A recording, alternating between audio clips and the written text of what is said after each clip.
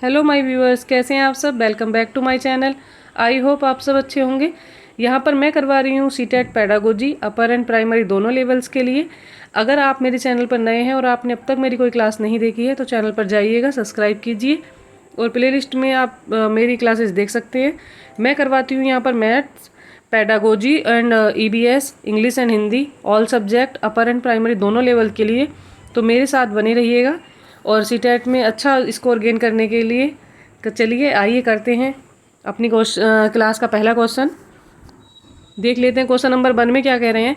किसी व्यक्ति की आनुवांशिकता से संबंधित कारक और वातावरणीय परिवेश से संबंधित स्रोत। तो यहाँ पर वातावरणीय परिवेश से संबंधित स्रोत और आनुवांशिकता से संबंधित कारक के बारे में बात हो रही है का विकास पर कोई प्रभाव नहीं पड़ता। ये बात गलत हो जाती है। एक जटिल तरीके की पारस्परिकता द्वारा विकास को रूप देते हैं, ये बात सही है। कभी पारस्परिकता नहीं करते और ना ही विकास को प्रभावित करते, ये बात भी यहाँ पर गलत हो जाएगी।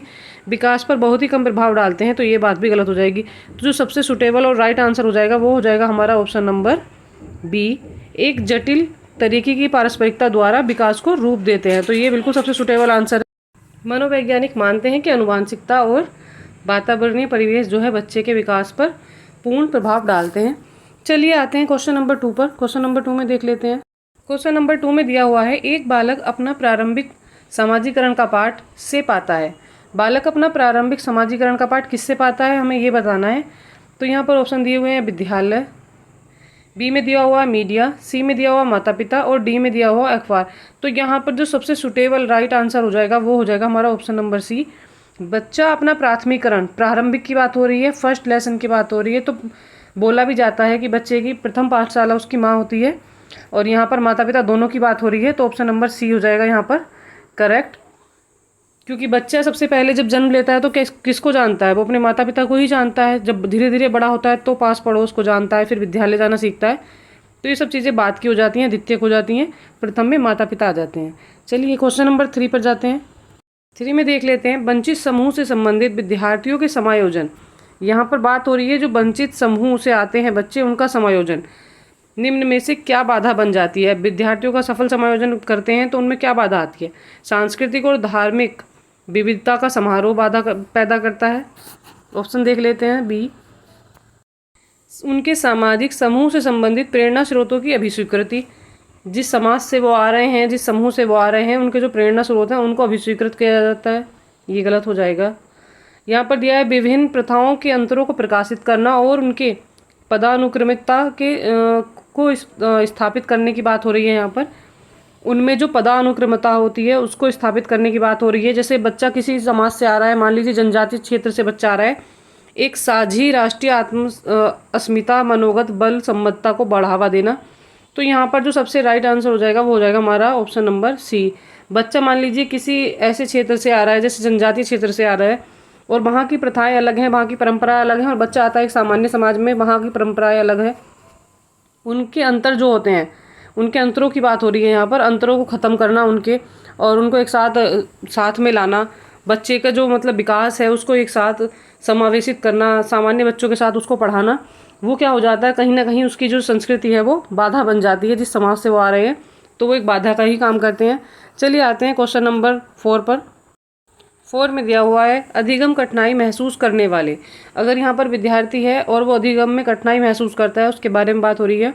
ऑप्शन देख लेते हैं। सभी विद्यार्थी अपनी शैक्षिक विशेषताओं में एक जैसे होते हैं, बिल्कुल गलत। सभी बच्चे एक जैसे नहीं होते हैं। विद्यार्थियों को विशिष्ट विद्यालय में पढ़ाना चाहिए, ये बात भी गलत है।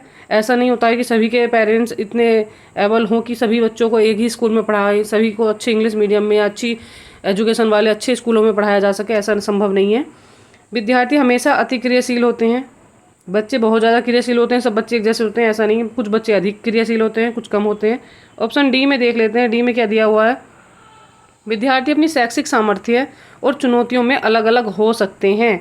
तो अगर अधिगम में कठिनाई महसूस कर रहा है बच्चा, तो ये कठिनाई तभी महसूस करता है जब बच्चा क्या हो, अपनी शैक्षिक सामर्थ्य मतलब उसकी सीखने की जो क्षमता है वो अलग है, और जो चुनौतियाँ फेस कर रहा है वो भी अलग अलग हैं। मतलब कि बच्चा किसी ऐसे समाज से आ रहा है कि उसके घर परिवार का माहौल नहीं है कि वह अच्छे से पढ़ सके, या कोई किसी बच्चे में शारीरिक विकलांगता वगैरह है, तो उसकी जो चुनौतियाँ हैं वो अलग अलग हो सकती हैं, और उसकी जो क्षमता है, शैक्षिक क्षमता, वो अलग अलग हो सकती है। तो इससे बच्चा कठिनाई महसूस कर सकता है। तो ये जो ऑप्शन है ये करेक्ट हो जाएगा। आते हैं क्वेश्चन नंबर 5 पर। 5 में देख लेते हैं क्या दिया हुआ है। 5 में दिया हुआ है यहाँ पर, कमतर दृष्टि से जूझते विद्यार्थियों के सफल समावेशन हेतु महत्वपूर्ण क्या है। बच्चा क्या है, कमतर उस दृष्टि से जूझ रहा है, बच्चे की आईसाइट जो है वो वीक है। अगर सफल समावेशन करना है, समावेशन मतलब सभी के साथ उसको पढ़ाना है सामान्य कक्षा में, तो यहाँ ऑप्शन देख लेते हैं क्या दिए हैं।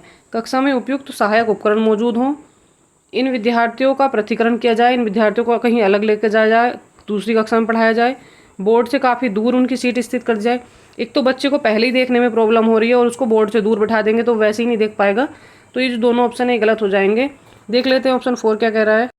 ऑप्शन 4 कह रहा है कि केवल दृश्य प्रस्तुतिकरण द्वारा ही पाठ पढ़ाया जाए। एक तो बच्चे को पहले ही दृष्टिबाधिता है, उसको कम दिख रहा है, और यहाँ पर कह रहे हैं कि दृश्य के द्वारा ही उसको पाठ पढ़ाया जाए, पाठ का ना व्याख्या की जाए ना कुछ किया जाए, और उसको केवल दृश्य के द्वारा पढ़ाया जाए। तो ये संभव नहीं, ये गलत हो जाएगा।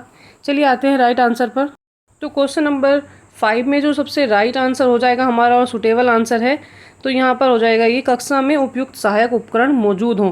मतलब अगर आप सामान्य कक्षा में ऐसे बच्चों को शिक्षा देना चाह रहे हैं तो उनके लिए कुछ ऐसे उपकरणों की व्यवस्था की जाए जिससे कि वे सामान्य बच्चों की तरह अपनी जो अधिगम है, जो अपनी पढ़ाई है, उसको जारी रख सकें। चलिए आते हैं क्वेश्चन नंबर 6 पर। 6 में देख लेते हैं क्या दिया हुआ है।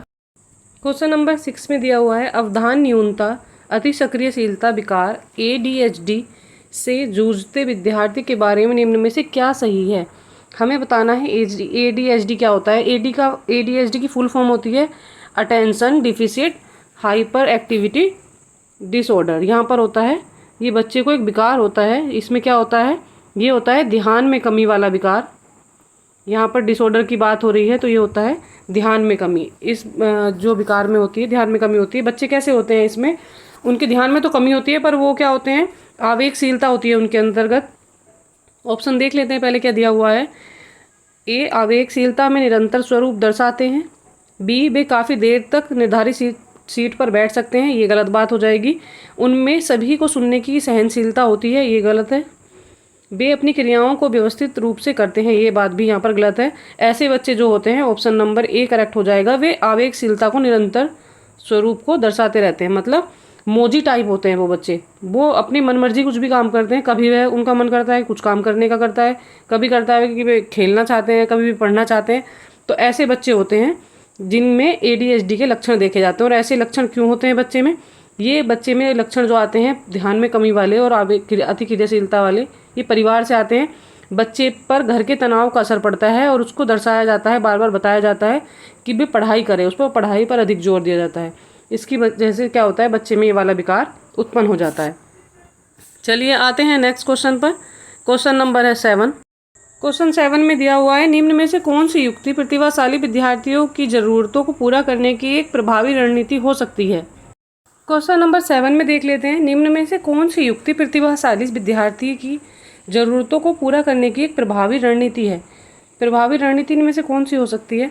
ऑप्शन देख लेते हैं। बात प्रतिभाशाली बच्चे की हो रही है, ये भी ध्यान में रखेंगे। जानकारी को समझने हेतु अतिरिक्त समय देना, तो प्रतिभाशाली अगर बच्चा है तो उसको अतिरिक्त समय नहीं लगता है, ऑप्शन ये गलत हो जाता है। B, बहुत आसान और सरल वाक्य पूछना, ये बात भी यहाँ पर गलत हो जाएगी। उनसे सरल और आसान बात नहीं पूछेंगे क्योंकि प्रतिभाशाली बच्चे हैं तो इजी क्वेश्चन तो वो इजीली कर पाते हैं। स्वचयनित उच्च क्रम चिंतन कार्य सौंपना, उनसे सफलता की निम्न उम्मीद रखना, उनसे उम्मीद करना कि बहुत ही काम उनका जो रिजल्ट आएगा बहुत डाउन जाएगा, तो ये सब चीज़ें हो जाती हैं गलत। यहाँ पर जो राइट आंसर हो जाएगा वो हो जाएगा हमारा option number C।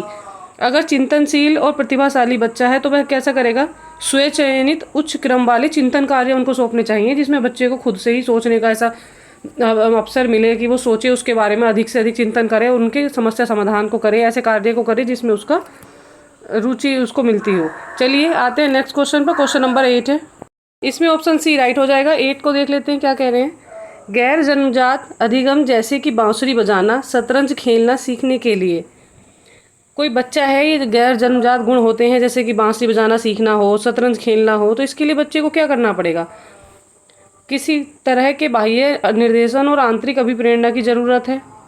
Option A की बात तो सही है। ऑप्शन B और C देख लेते हैं। ऑप्शन B में कह रहे हैं किसी तरह का बाह्य निर्देशन और अभिप्रेरणा की ज़रूरत नहीं है, तो ये बात हो जाती है यहाँ पर बिल्कुल गलत। बिना निर्देशन के बच्चा बांसुरी बजाना सीख नहीं सकता है। जन्मजात तो सीख कर उसको आया ही नहीं है, बात ही हो रही है क्वेश्चन में। बाह्य निर्देशन की ज़रूरत है लेकिन किसी तरह की अभिप्रेरणा की ज़रूरत नहीं, ये भी गलत हो जाता है। किसी भी स्रोत से बाह्य निर्देशन की कोई ज़रूरत नहीं होती है, ये भी गलत हो जाएगा। जो राइट आंसर हो जाएगा ऑप्शन नंबर ए हो जाएगा। क्वेश्चन में भी दिया हुआ है गैर जन्मजात, मतलब बच्चा जन्म से ये चीज़ें सीख कर नहीं आया, उसे अलग से सीखनी है। तो उसके लिए क्या होता है, बच्चे को बाह्य निर्देशन की आवश्यकता होती है। उसको बताया जाता है कि बांसुरी कैसे बजाई जाती है, किस तरह इस पर उंगलियों से पकड़ बनानी होती है, और उसको आंतरिक अभिप्रेरित भी किया जाता है। आंतरिक अभिप्रेरणा की ज़रूरत होती है। बच्चे को कुछ चीज़ों के ऐसे उदाहरण दिए जाते हैं, जैसे कोई बहुत अच्छा बांसुरी वादक है और उसको कोई अवार्ड मिलता है, या जैसे कोई कॉन्सर्ट वगैरह होता है और उसमें कोई बांसुरी बजाता है जिससे लोग सुनकर मंत्रमुग्ध हो जाते हैं। तो वो चीज़ बच्चे को दिखाई जाती है कि देखिए कितना बांसुरी बजाना कितना अच्छा काम है, इसमें अवार्ड भी मिलता है और साथ में लोगों को ये मंत्रमुग्ध भी करती है, उन्हें सुकून भी देती है। तो बच्चा जो है आंतरिक अभिप्रेरित भी होगा इससे, और क्या हो जाएगा, बच्चा उसको निर्देशन भी मिल जाएगा, उसको निर्देशन की भी आवश्यकता होती है। तो यहाँ पर जो सबसे राइट और सुटेबल आंसर है वो ऑप्शन नंबर ए हो जाएगा हमारा। ऑप्शन नंबर ए यहाँ पर करेक्ट हो जाएगा। चलिए आते हैं नेक्स्ट क्वेश्चन पर। क्वेश्चन नंबर है 9। क्वेश्चन नंबर 9 में देखिए क्या कह रहे हैं, विद्यार्थी सर्वाधिक बेहतर तरीके से किस प्रकार सीख सकते हैं। सबसे अच्छा तरीका इनमें से कौन सा है कि बच्चे सीख पाएँ। यहाँ पर ऑप्शन देख लेते हैं। केवल पाठ्य पुस्तक के द्वारा, तो पाठ्य पुस्तक और रट्टा मार प्रणाली इनका पुरजोर विरोध होता है, इनको मान्यता अधिक नहीं मिलती है, तो ये गलत हो जाएगा। केवल अध्यापक द्वारा कहे गए शब्दों को दोहराकर, मान लीजिए जैसे मैं ही आपको पढ़ा रही हूँ और बस जो शब्द मैं दोहरा रही हूँ आप उन्हीं को रट लेंगे, उन्हीं को पढ़ लेंगे, तो उनसे आपका काम चल जाएगा, ऐसा कुछ नहीं है। आपको अपनी तरफ से भी कुछ चीज़ें करनी होती हैं। अपने आस पड़ोस से पारस्परिकता द्वारा या निष्क्रिय नकल द्वारा, बस केवल नकल कर ली, कॉपी पेस्ट कर लिया, तो ये भी गलत हो जाएगा। और हमें क्या करना है, सर्वाधिक बेहतर तरीका पूछ रहे हैं, तो सबसे अच्छा तरीका जो इस क्वेश्चन के ऑप्शंस में हमें दिख रहा है वो है option number C. C is the right answer. बच्चा क्या होता है, अपने आस पड़ोस से पारस्परिकता द्वारा सीखता है। और यहाँ पर आस पड़ोस का मतलब आप ये नहीं समझिएगा कि बच्चे के केवल गांव की, उसके घर की या उसके शहर की आसपास की बात हो रही है, उसके परिवार की बात हो रही है। यहाँ पर आस पड़ोस का मतलब क्या हो जाएगा, आस पड़ोस का मतलब हो जाता है उसके घर परिवार तो होता ही है, साथ साथ उसकी कक्षा के आस पड़ोस की भी बात हो रही है। बच्चा अपनी कक्षा में अपने साथियों के साथ अपने समूह में बैठता है, मित्रों के साथ बैठता है, जहाँ वह खेलता है वहाँ अपने मित्रों के साथ खेलता है, तो उनसे भी बच्चा बहुत कुछ चीज़ें सीखता है। कक्षा में भी बहुत कुछ चीज़ें सीख लेता है अपने साथ के बच्चों के साथ, जैसे उनकी भाषा सीख लेता है, उनके यहाँ पर जो खेल खेले जाते हैं वो सीख लेता है, उनका खाना पीना, जैसे बच्चे लंच लेके आते हैं तो एक दूसरे से शेयर करते हैं, वो सीख लेते हैं।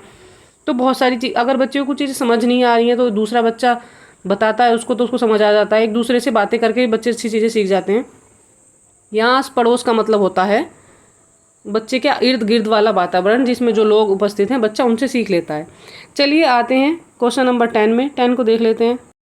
10 में बात हो रही है प्रबल रूप से रिक्त स्थान शिक्षा शास्त्र विद्यार्थियों द्वारा ज्ञान के रिक्त स्थान में सहायक है। तो यहाँ पर जो राइट आंसर हो जाएगा वो देख लेंगे ऑप्शन बाल केंद्रित और सृजन, अध्यापक केंद्रित और सृजन। तो अध्यापक केंद्रित तो होता ही नहीं है, शिक्षा शास्त्र अध्यापक केंद्रित पर जोर नहीं देता है, बाल केंद्रित पर देता है। केवल पुनरुत्पादित और दोबारा से उत्पन्न की हुई चीज़ें, इन पर बात हो रही है, ये गलत हो जाएगा। अध्यापक केंद्रित भंजन, तो ये भी गलत हो जाएगा क्योंकि यहाँ पर फिर अध्यापक केंद्रित आ गया है। तो यहाँ पर जो सबसे सुटेबल और राइट आंसर है वो है हमारा ऑप्शन नंबर ए। यहाँ पर बात होती है बाल केंद्रित।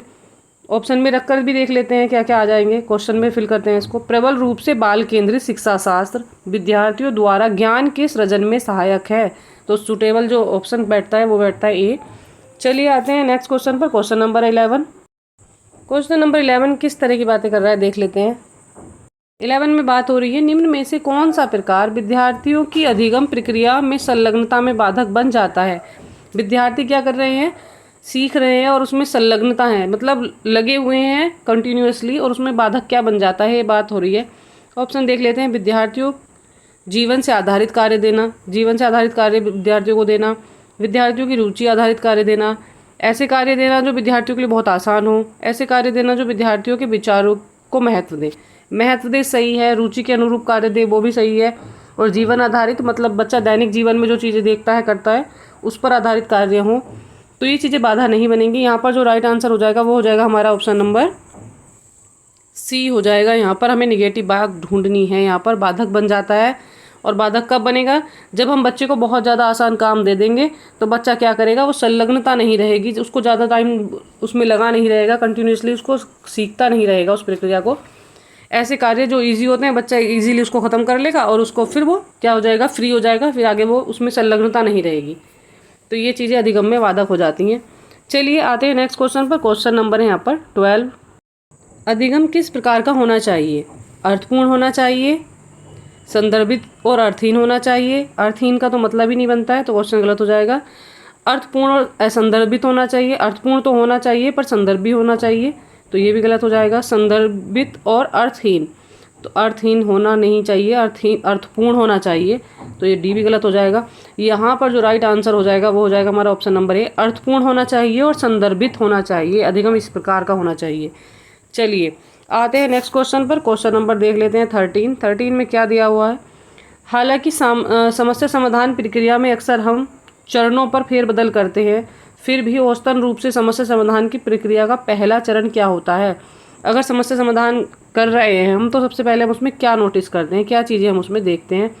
चलिए ऑप्शन देख लेते हैं। उपयुक्त हल ढूंढते हैं। समस्या समाधान का पहला चरण ये तो नहीं है कि सबसे पहले आप उसका हल ही ढूंढ देंगे, ये तो सबसे अंतिम चरण में आएगा। चलिए गलत हो जाएगा।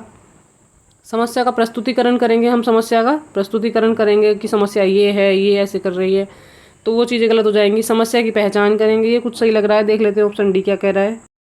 ऑप्शन नंबर डी कह रहा है कि अपनाए गए समाधान का मूल्यांकन करेंगे। समाधान का मूल्यांकन सबसे अंतिम चरण में आ जाएगा, ये तो सबसे लास्ट वाली स्टेज होती है। चलिए राइट आंसर देख लेते हैं। Option number I think C better रहेगा यहाँ पर। क्वेश्चन में बात हो रही है यहाँ पर पहला चरण, फर्स्ट स्टेज क्या होती है समस्या समाधान प्रक्रिया की? तो सबसे पहले तो हम समस्या की पहचान ही करेंगे कि क्या समस्या है, तभी तो हम उसको सोल्व करेंगे या मूल्यांकन करेंगे या हल ढूंढेंगे। तो सबसे सुटेबल आंसर सी हो जाएगा यहाँ पर, सी इज़ द राइट आंसर। चलिए आते हैं नेक्स्ट क्वेश्चन 14 पर। 14 में देख लेते हैं।